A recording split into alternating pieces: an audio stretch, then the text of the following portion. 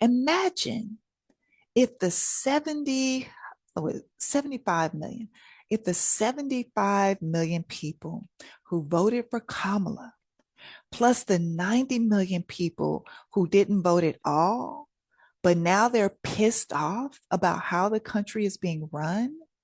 And out of the 77 million people who voted for the felon, let's say half of them are pissed off now too, because they feel like they've been betrayed and lied to. Imagine if all those millions of people took a week off, didn't work. What if we all didn't show up to work? What if those 70, you know what, let me get a number together. What if all those millions of people, let's say 35 million, let's say we have half there and we have Kamala 75 and then we have the 90, that's 200 million people.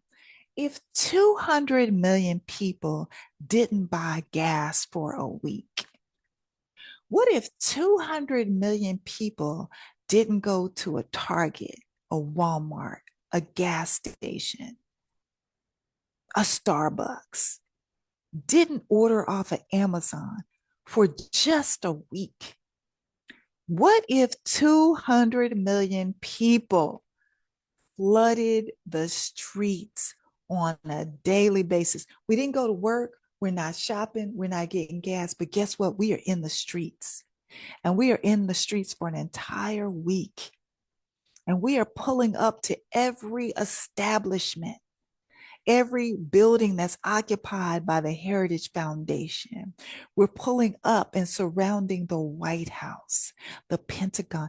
What if we, 200 million of us, did that for a week? What if we flexed for a week just to let them know that we're pissed off, we're angry, and we're not standing for this shit anymore? What if that happened for just a week? Imagine if we were able to starve the system. Starve the system for a week. Imagine how many corporate leaders in the C-suites we would wake up. Imagine how many of them would see their stock plummet and be sick. Imagine after being sick, they got on the phone and they called up the felon and said, hey, we're losing money here. What's going on? What you doing? Can you send them out a check or something? What would happen if 200 million of us in this country stood on motherfucking business? Imagine what would happen. Just imagine.